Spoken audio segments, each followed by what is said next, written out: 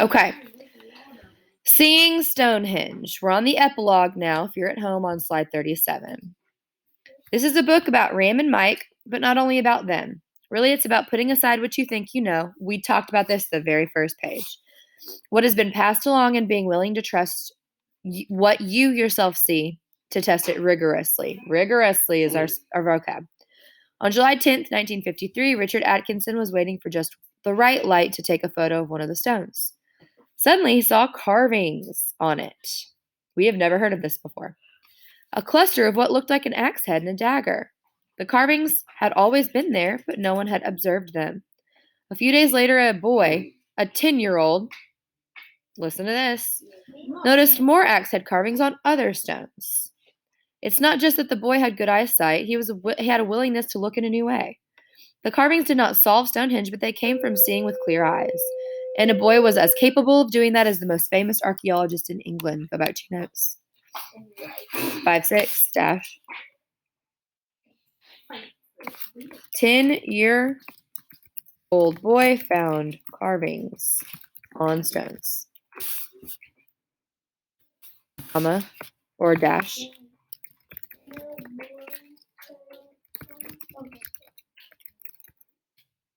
Seeing things with new eyes. 10-year-old boy found carvings on stones.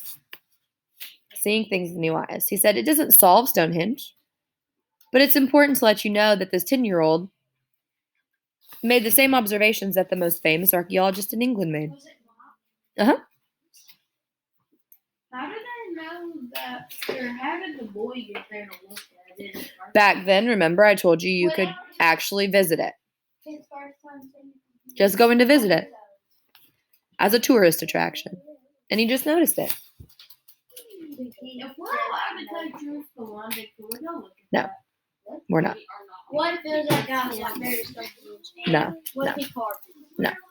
He could have. We don't know. All right, on topic. We are having a hard time today figuring this out. Do we need? Okay. It's okay. We can. You can watch the video too if you want. It's okay. We only have one more page. It's fine. All right, let's look at this picture. No, let's look at this text. 57. It's easier. When the BBC crew invited Ram Silanina to Stonehenge, they were ending the era in which one single archaeologist could be the voice of the past. They were opening the analysis of Stonehenge out to the world. Similarly, several team members told me that digging all over the planet is what gives them new insight into Stonehenge. Today, the team working in the areas include over 30 professional archaeologists. While Mike most often speaks to the press, that is really just a matter of convenience.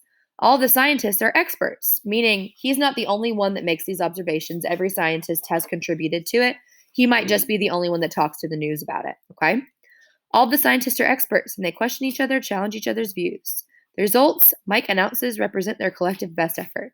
We are seeing more in Stonehenge because more people are looking in more ways. This is a picture of Kate Willem. She directs the geophysical surveying, which means the site surveying, and electronic recording of all of the sites investigated. She's using a portable global positioning system that helps her do it. It just helps survey the land. Now, we have something that's weird at the end of this. It's an encyclopedia. You will, but thanks for saying that. You're not going to use it right now, but you will use it on a quiz next week. You can finish book. Now, I'll talk to you separately in a moment about points in a second.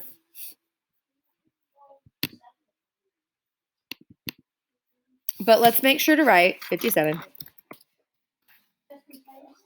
Many people from all over the world are now able to help solve Stonehenge. Many people from all over the world are now able to help solve Stonehenge. If you're at home, the epilogue is just a roundup, tells us a little bit more about the beginning of the book, where it says the book's more about looking at something with new eyes rather than just taking everything that you're given as truth.